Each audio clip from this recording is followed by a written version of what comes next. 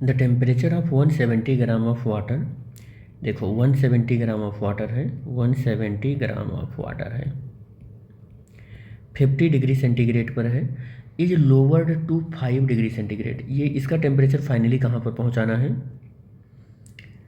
5 degree centigrade पर 170 gram of water का, और ये वाटर है, ठीक है। लेकिन कैसे पहुंचाना है? देखो कह रहा है कि adding the certain amount of ice. तो हमने सपोज कर लिया कि m मास का आइस हमने ऐड कर दिया, m मास का आइस हमने ऐड कर दिया। तो ये आइस पहले m मास का जो आइस है इसका टेम्परेचर रहेगा कितना? 0 डिग्री सेंटीग्रेड पर।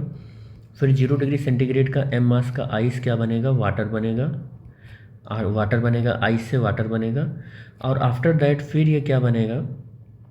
m मास का आइस, m मास का आइस, ये 5 डिग्री सेंटीग्रेड का वाटर बनेगा, वाटर बनेगा। क्योंकि फाइनल टेम्परेचर तो हमको 5 ही रखना है, फाइनल टेम्परेचर 5 ही रखना है।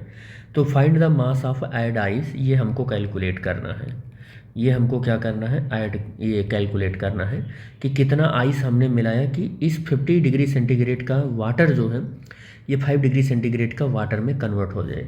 और यहाँ कह रहा है स्पेसिफिक, ये सारी वैल्यू दे रहा है कि heat capacity of the water इतना है और स्पेसिफिक लेटेंट हीट इतना है। यहाँ पर अगर मैं बात करूँ तो 0 डिग्री सेंटीग्रेड से 0 डिग्री सेंटीग्रेड आया है तो Q1 is equal to ml आ जाएगा।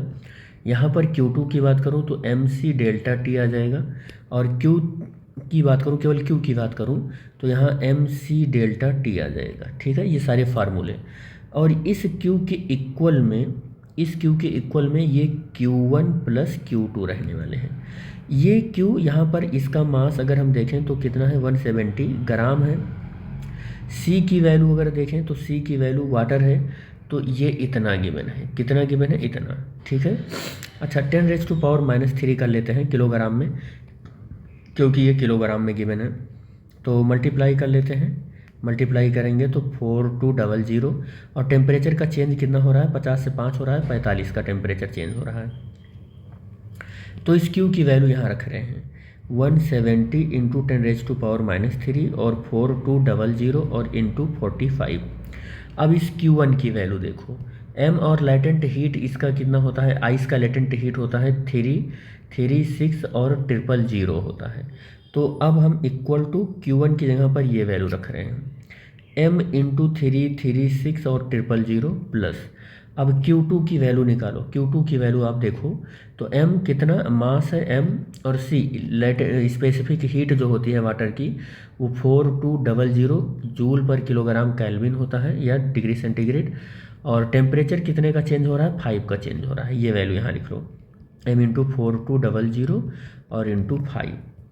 m कॉमन कर लेते हैं, 336 और 000 प्लस, इसका मल्टीप्लाई करो 0 0 और 0 और ये 21, इतना हो जाएगा। m कॉमन किया और 5 से इसमें मल्टीप्लाई कर लिया, ठीक है।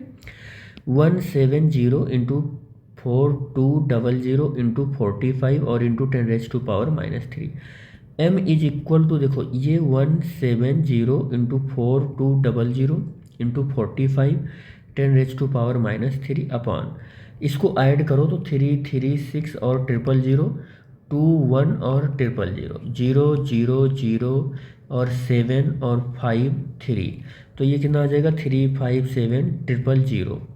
एक एक ये जीरो कैंसिल और एक जीरो से ये zero cancel. m is equal to 17 into 42 into 45 upon 357। अब चलो इसको मल्टीप्लाई कर लो, 17 का मल्टीप्लाई किससे करना है? ये 42 से और इंटू 45 से, यह आ जाएगा 32130 इंटू 10⁻³ भी है, 10⁻³ अपॉन 357। इसको डिवाइड कर दो किससे? 357 से, तो ये कितना आ जाएगा? ये आ जाएगा 90 इंटू 10⁻³ इतना आ जाएगा, और ये कितना आएगा? किलोग्राम आएगा।